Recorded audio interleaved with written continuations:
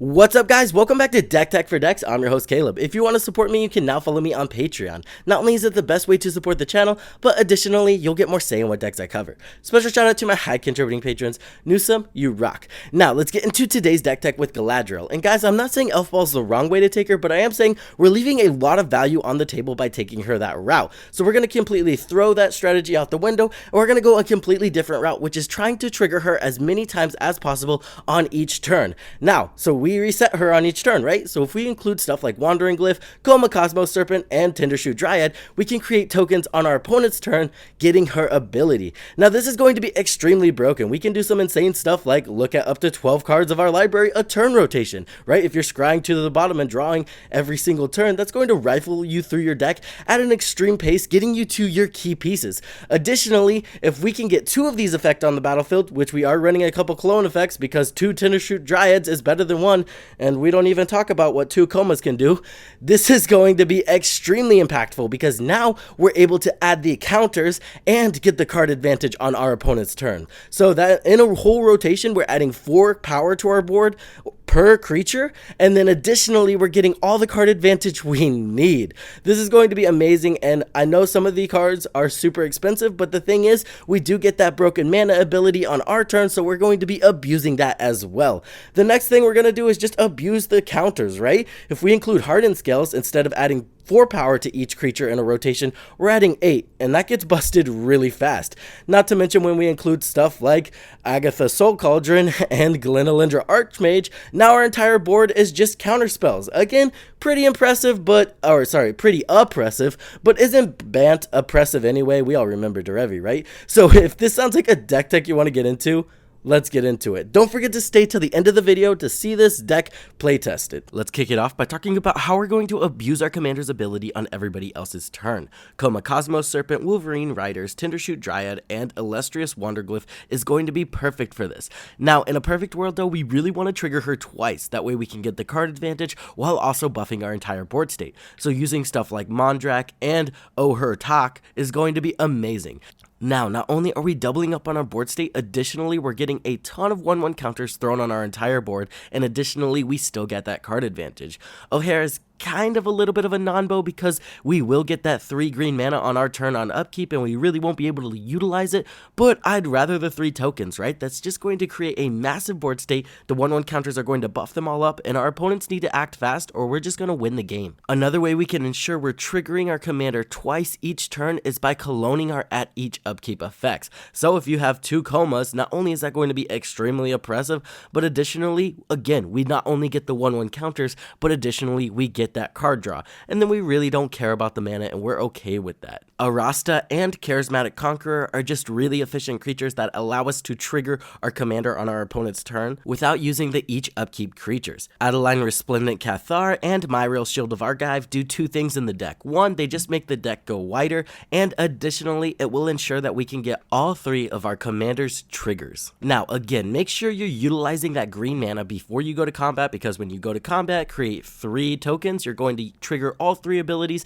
and then you will lose that green mana on your second main phase. So make sure you're utilizing that, then going to combat, and then getting your card advantage and your 1/1 counter triggers. Moving on, let's talk about how we are going to abuse this massive board state we're creating. Cryptolith Rites, Inga and Asika, and Elven Chorus are going to be amazing. Now we can tap all of the tokens we're creating for mana. This is going to ensure that we have the mana to cast all of those cards we are drawing, because card draw without mana is almost useless. Danny Pink is going to be one of the best cards in this deck. Now instead of using the card draw function, we can easily just choose the counter function every time and then draw a ton of cards. You're drawing cards equal to the amount of creatures you control at each upkeep of every turn. That's absolutely crazy. Fathom Mage is another workaround where we can kind of just choose the 1/1 counters. That way we can get the card draw and the counters, and if we do have the ability to create 2 creatures at the beginning of each upkeep, it's going to be solid just to get some extra card advantage, and then additionally you're getting the card advantage from your commander. Master Biomancer and Arwen are going to get massive in this deck. Remember, this deck's so busted because our commander does everything, so we don't have to find a way to get counters counters on them, our commander gets counters on them. So now we're buffing them every turn, and then whenever we create those creatures on each upkeep, they're getting buffed by Arwen or Master Biomancer. This can create some pretty massive creatures very fast. Hardened Scales, Ozolith, and Lae'zel. Now, these are very good in the deck because we're only ever putting one counter on our creatures unless we do have Arwen or Master Biomancer on the battlefield. So it's essentially doubling the tokens in this deck. So now instead of adding 4 power to a creature in a rotation, we're adding 8 power to a creature in a rotation. Extremely busted. Agatha's Soul Cauldron is going to be extremely busted in this deck. We have a couple of very spicy targets for this. One, we're going to use Walking Ballista, so now your entire board can just machine gun everybody down. We can also just copy our Glenalindra Archmage's ability from exile, right? So now our entire board are just counter spells. That's going to be really oppressive. And then additionally, we can just get rid of our Bloom Tender. So now every creature on our board with a counter on it can tap for 3 mana. That's going to be insane. Elemental Bond and Tribute to the World Tree are going to be amazing. One, Tribute's super easy to cast in this deck because you just mana dork, add 3 mana, then throw Tribute onto the battlefield, so that's pretty busted. Additionally, if you look at Coma, the Wanderglyph, and our Tindershoe Dryad, they all start creating 3/3 creatures at one point. So now, again, we're drawing an additional card on each opponent's upkeep as well as ours, while also getting the ability to add counters to our creatures. Galagreeters is really underrated and amazing in this deck. Not only does it give us some solid mana if we go around the board, but again, we can get to a point where we start triggering this twice a turn, so now you're getting the life gain and the treasure tokens, or if you want to make this guy massive, you also have that ability. This is just an incredibly flexible card that has overperformed. I would have been dead one turn if I wasn't able to get the life gain, and it just ends up being a very flexible include. Last but not least, we have Champion of Liamholt. Now your massive board of massive creatures is just going to be unblockable, so that's going to be busted. Again, this deck just drops threat after threat, and they have to answer us, or we're just going to run away with the game. Moving on to the core of the deck, it's pretty simple. We have your Lightning Greaves and Swiftfoot Boots for protection. As soon as they see the insane value you're getting out of your commander, it will become a pseudo kill on sight commander. Court of Calling and Green Sun Zenith can easily get us our Tindershoot or Coma depending on what point we are in the game. Again, this deck does go super wide, so Court of Calling for Coma is very doable very early. Chroma's Will is going to be solid, giving everything double strike, lifelink, all the busted stuff. You get vigilance, you're just going to start killing people. Heroic Intervention to protect our whole board state. Sovereign Oakenek, just doubling up on all the counters we have, is going to be pretty insane as well. Eternal Witness is pretty good here, again, just getting some of our key pieces back from the graveyard. Moving on to ramp, we have Kodama of the West Tree, very good to give that massive board of creatures with counters Trample, Delighted Halfling, Noble Hierarch, Avacyn's Pilgrim, Elvish Mystic, Birds of Paradise, very efficient 1-drops that get us mana, Bloom Tender, Incubation Druid, Fairburrow Elder, solid mana dorks that tap for 3 mana, those are going to be amazing, and then we have Soul Ring. Moving on to card advantage, we have Oran Frostfang and Toski, just very good card advantage pieces. The Death Touch is very meaningful, it basically makes your board unblockable, or they're just going to start losing their key pieces for your useless tokens. Cutzel's just straight up an amazing card. I've been shoving this in any deck that can utilize her. Now we can take our massive board state that all has counters on them and get some card advantage while also shutting down counter magic and removal spells on our turn. Guardian Projects and the Great Henge, just some solid way to get card advantage off of casting those creature spells. Moving on to our interaction, we have Swan Song, Arcane Denial, and An Offer You Can't Refuse, just our counter spells of choice. Swords to Plowshare, very flexible, very cheap. Oko, everybody hates to see this guy, and we're going to have a massive board state to protect him. So if we can land this guy with a Coma out, we're kind of just solid. Then we have Generous Gift and Beast Within. These are going to be very useful to get rid of any permanent that is causing us issues. Glenalindra Archmage, again, very useful in this deck because we can just keep adding the counter to her, getting rid of her negative counter, so we kind of get a counter spell each turn. That's going to be extremely oppressive. And then once we get her exiled under Agatha's, that's just going to add to the oppressiveness. Aura Shards, this is already a mean deck, might as well throw Aura Shards in there. Bane of Progress to get rid of all of those artifact and enchantment strategies. Damning Verdict, a one-sided board wipe, you've got to love that. And then we are also running Cyclonic Rift, another one-sided board wipe, because in these strategies where you go super wide, you want to make sure your board wipes are one-sided. That way you don't lose your massive board state by trying to deal with your opponent that's a threat. Alright guys, without further ado, let's get into this playtest. Let's scroll down and see what our first hand looks like. We've got Danny. Yeah, we're gonna take this. Danny Peak, Bloom Tenor. Yeah, okay. Discard. Okay. Draw a card. Yeah, this can come in tapped. And then we'll go next turn. We will sack the Marsh Flats. Go ahead and find us a we need a green source for the Bloom Tinder. So let me just scroll down. It's in here somewhere. Don't worry. There it is. Nope, that's if you control basic island.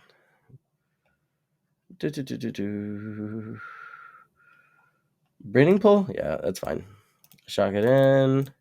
And then Bloom Tinder. Okay, moving on to our next turn. We've got a forest, and then the top's for 1 right now. So I think we run Danny Pink out.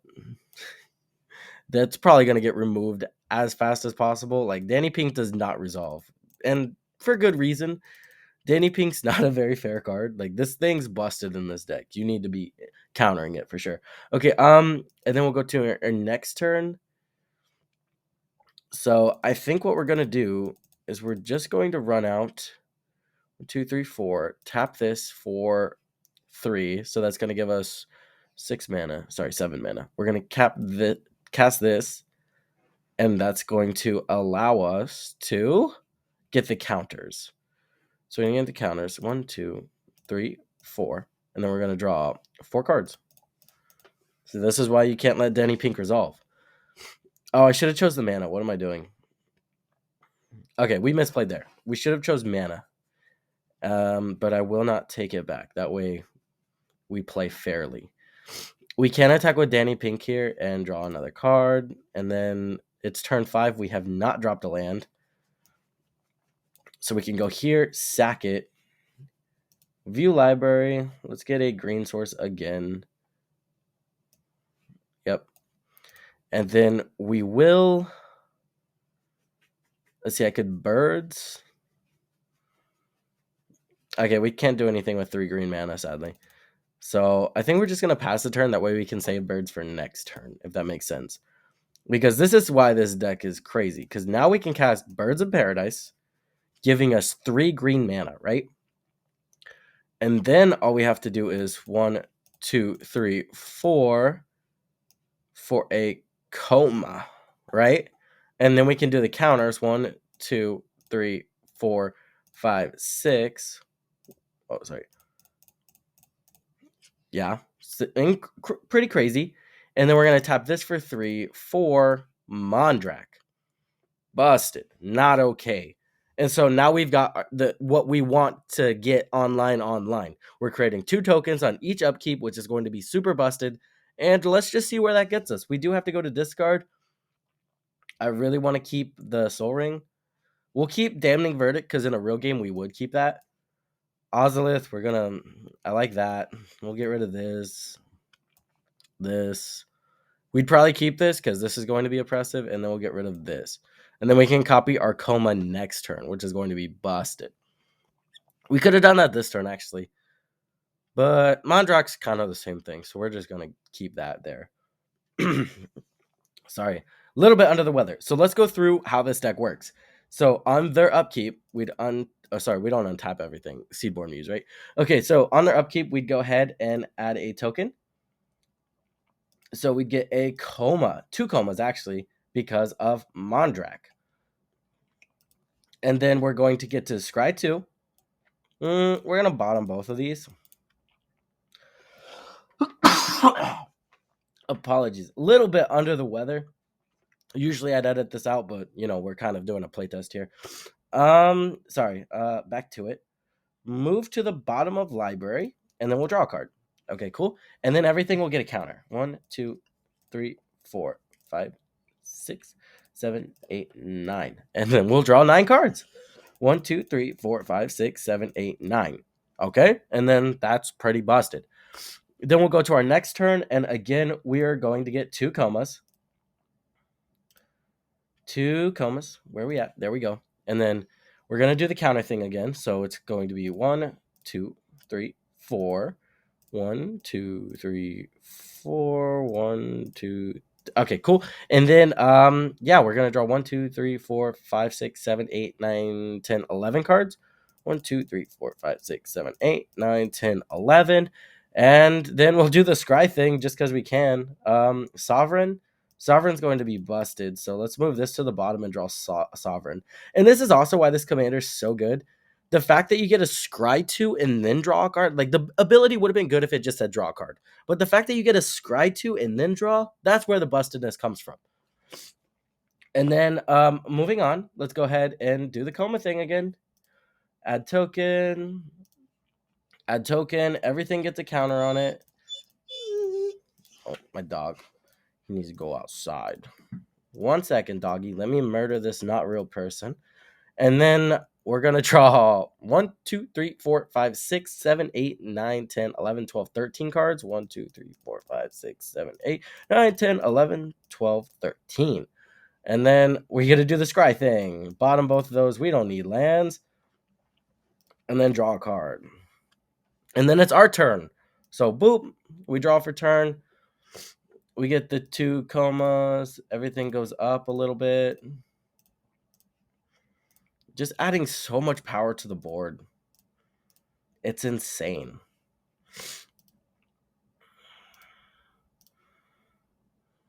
Sorry, these should be 4. But these can't attack this turn, so we're going to put them down here in the shame circle.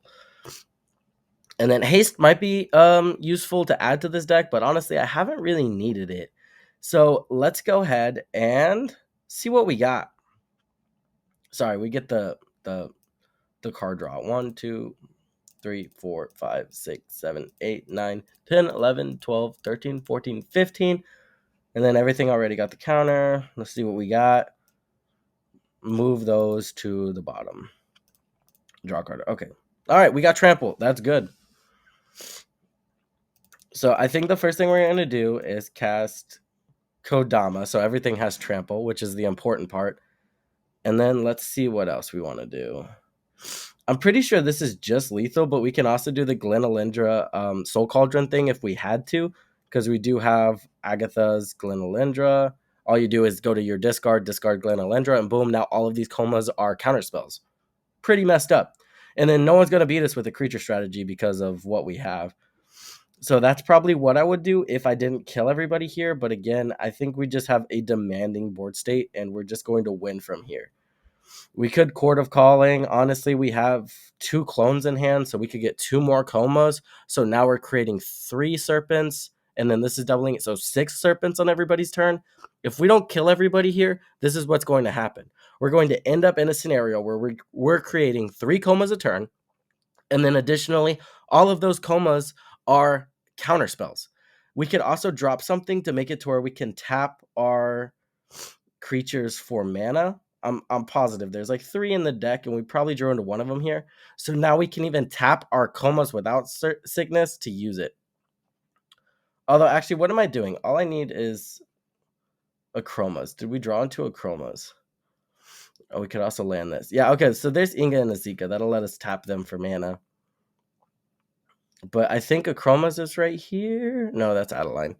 Okay, we didn't draw chromas, but if a chromas was here, we would have won the game. But from there, again, I'm pretty sure we just win, and it's going to be a pretty decisive win. Let's see, there's 7 here, 14. And then you add these up, that's 13 times 2, so 26. We probably don't kill everybody here, but like I said, it's going to be so oppressive just passing the turn. So we're going to call this a turn 8 win, but we can definitely kill the most threatening opponent here, if that makes sense. All we needed was our chromas. I'm going to view our library real quick to see if a chromas is in there or if it's in our hand. View all. A chrome. Okay, sorry. Chroma. No, okay, so a chroma's in our hand somewhere. Where the heck is it? Because we just cast that and win the game. Land. This is not okay. Oh, is it all the way over here? Oh, okay. It was in our opener. Okay. Yeah, so we just cast a chromas here and win the game. So that's going to do it for the playtest, guys. I hope you guys enjoyed. This deck is going to be absolutely insane. The elf ball strategy is also pretty insane, but like I said, This just made more sense to me, and I think you can see why. The value you generate is just insane. So with that being said, I would like to thank my patrons, Newsome, Excessum, Chicken Salad. You guys are amazing, as well as everyone else. If you want to become a patron, you'll become a part of our weekly deck tech votes, so you'll have more say in what decks I cover. With that being said, I hope this helped you in your deck building endeavors, and I will see you in the next one.